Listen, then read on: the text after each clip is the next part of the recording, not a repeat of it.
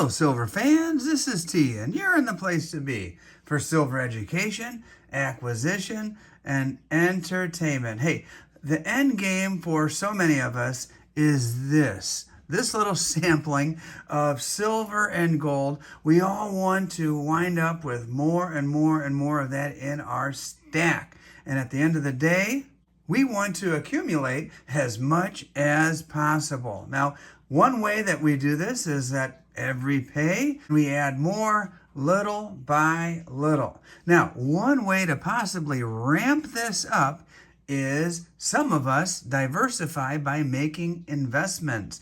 And one investment that you may want to consider is a mining company called Altaley. Today's video will be an interview with that company's CEO. That's pretty exciting to have an actual CEO on my channel. And by doing your due diligence, and by the way, I am not a financial advisor, I'm simply sharing information with you, but by doing your due diligence, you may find opportunities that help you to go from this to this by making investments that help you get to where you want to be faster. So please sit back, relax, and enjoy this video and interview with the CEO of Altaley Mining. His name is Mr. Ralph Shearing. Enjoy.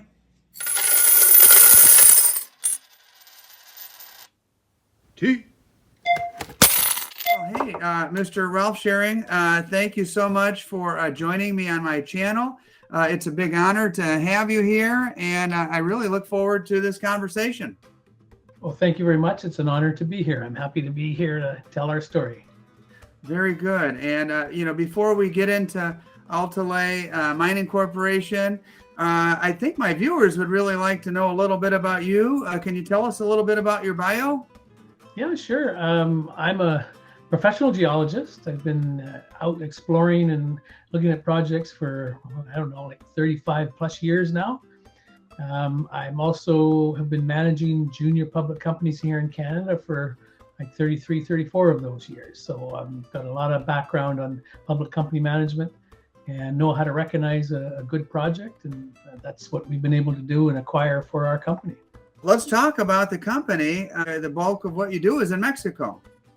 Yeah, we're a Mexican-based producing company. So we expect to be a mid-tier producer next year.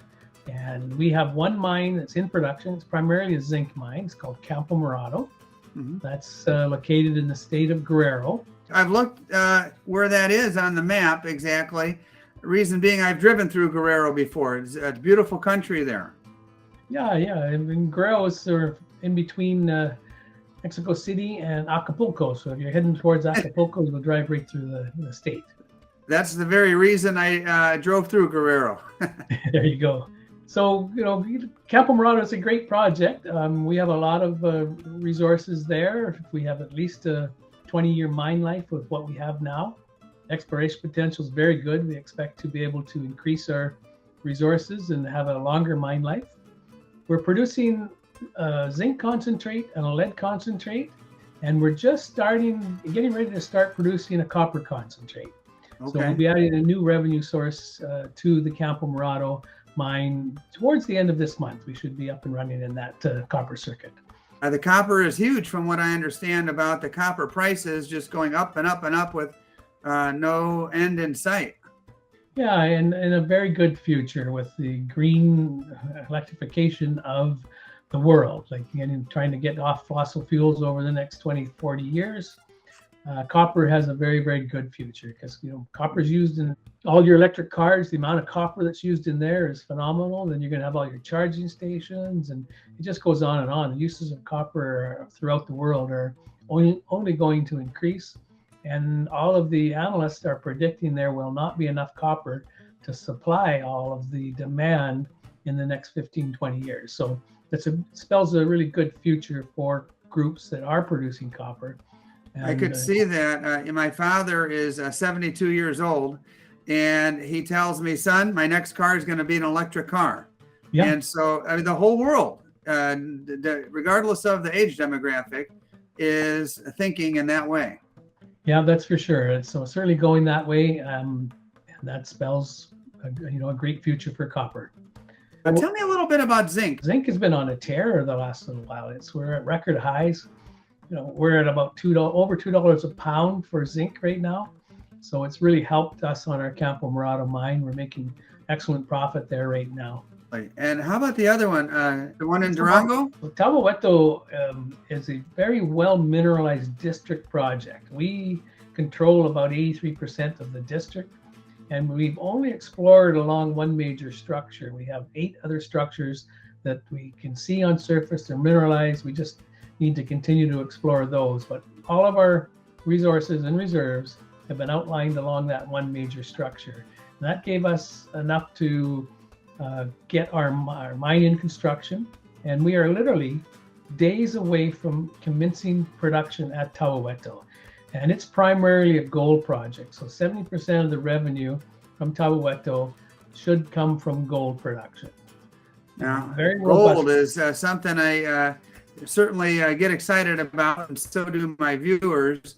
How much gold we talking about over there? The project itself, at this point in time, has about 360,000 ounces of gold. If you look at it on a gold equivalent basis, if you took all of your silver and base metals and equated it to gold, we're up in the 750,000, 800,000 ounces.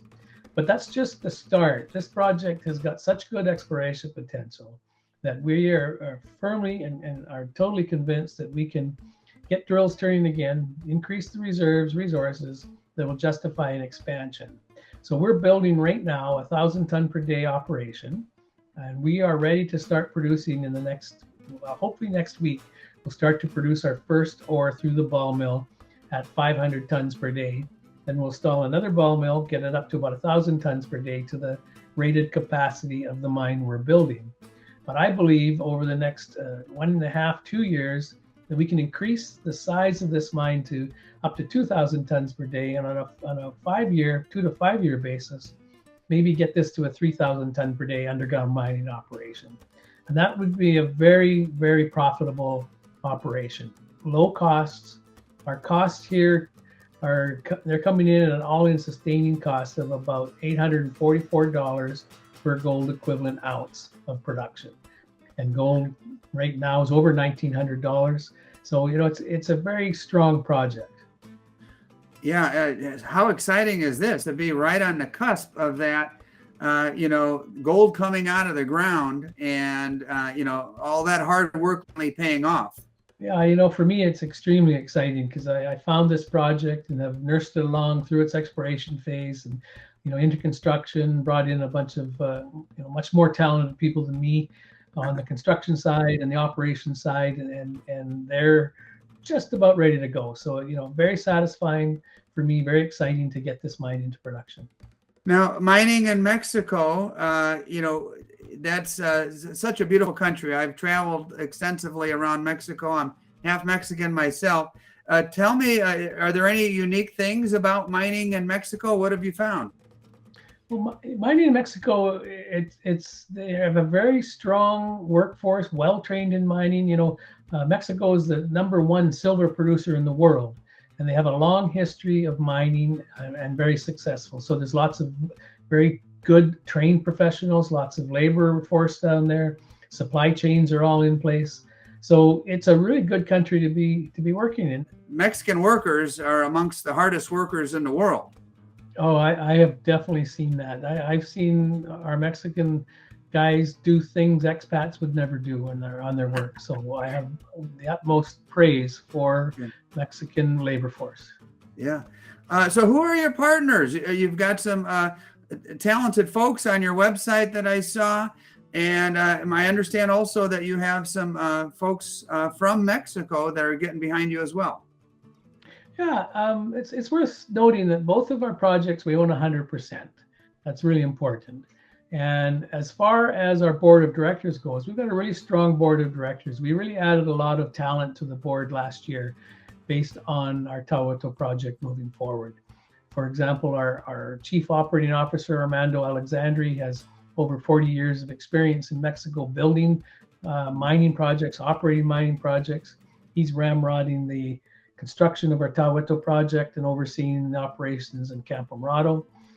I have a a very prominent member of a mining family in Mexico named Ruben Alvidrez. He's on our board of directors. His brother is the CEO of Fresnillo, one of the largest mining companies in Mexico. And his father, who's now retired, he was number 2 in command of Peñoles, again, one of the bigger mining companies in Mexico. So that sounds like an excellent connection there. So, we've got a really good base of very strong people involved in the company that really, gives us a recipe for success. Let's put it that way. Now, I've looked at your stock chart. You're in the green. Over the last couple of years, you had a big spike up and then kind of a dip. And it seems like you've plateaued. And based on what you're telling me, it seems like you might be primed for another one of those huge spike ups again. Yeah, my feeling is once we get Tahoe Hueto into production and people start to see the cash flows coming from that mine along and supplementing the mine we're already getting excellent cash flows from, then the attention will start to really come into our stock. And there's only one way for our stock to go these days with what we have in our company and what we're going to be doing over the next year and a half. So I would really encourage people to have a really close look at us. We're trading in the 30 to 35 cent level. And, I believe we have a double or triple on this stock throughout the rest of this year as we wrap up our Tahoe Hueto project. I can certainly see that happening. Now, something about me is I happen to be someone who cares very much about the environment. And you can probably guess, I love the country of Mexico very much and its people. Can you tell me a little bit about your, stance on environmental responsibility and your commitment to the local folks down there? Sure. ESG it's called. So we've always treated local people very well, paid special attention to their needs and try as much as possible to employ them. For example, our Campo Morado project, we have about 280 people working at that mine. 64% of that workforce is local residents in and around the area of our mine and from the little town of Arcilla. So we buy as much as possible from the local areas to keep as many dollars in the local communities as possible. We have training programs in place to train local people in mining. So it's really a focus of our company to do that. And by doing that, you actually get your communities on side and they become a really good protection for you to keep operating in those areas. And if you look at the environmental side of things, we're a company, like most mining companies these days, we have to operate to world standards. So all of our tailings facility at Campo Morado have been designed by first-class engineering companies, maintained properly, monitored all the time. And then on the energy side of things, we are very aggressively pursuing the possibility of getting solar power installed at both our projects. And we've actually recently had a proposal from a solar power group to install that power in the Campo Morado project. That would give us a lot of ability to be a greener company. At Tahoe Hueto, again, we're seeking a proposal from this solar power group to put solar panels in Tahoe Hueto as well, which would really reduce our reliance on fossil fuel generated power.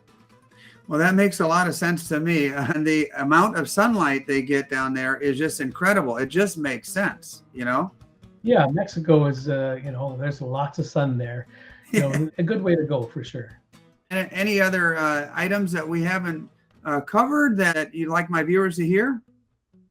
But I guess really to get the point across is that, we're a small company. We have one mine in production. When our second mine comes into production, we'll actually be transitioning more to a precious metal producer.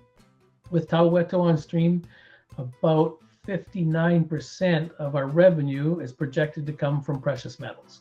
So that should give us a bit of a re-rating as a high-grade precious metal producer. We see very good organic growth on our projects, getting the exploration going again and expanding both the projects. Even Campo Morado has very, very good exploration potential.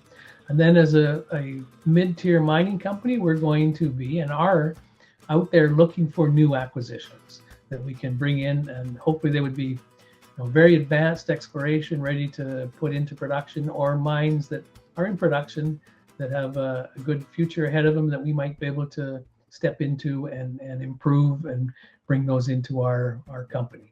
So that's the goal we have for ourselves over the coming years. And we believe we can grow Altaley Mining into a mid-tier producer, something similar to Endeavor Silver, maybe guys like First Majestic, things like that. That's where we're targeting to grow to. Well, after reading your story and learning about what it's taken to get to this point, that you're just right on the verge, I sincerely hope that you and your company receive a huge payoff, and you're very successful, as well as your shareholders as well. Yeah, well, that's right. I mean, if the company does well, our shareholders do very well. So yeah, thank you very much. Well, thank you for the time, and I look forward to checking back in and seeing the progress in the months to come. Yeah, one more week or so, we should be announcing production at Tallowit. So that's a first really good start to continue to build the company. Well, that's awesome. Thanks again for the time, Mr. Shearing. I sincerely appreciate it. That's my absolute pleasure. Thank you for the opportunity.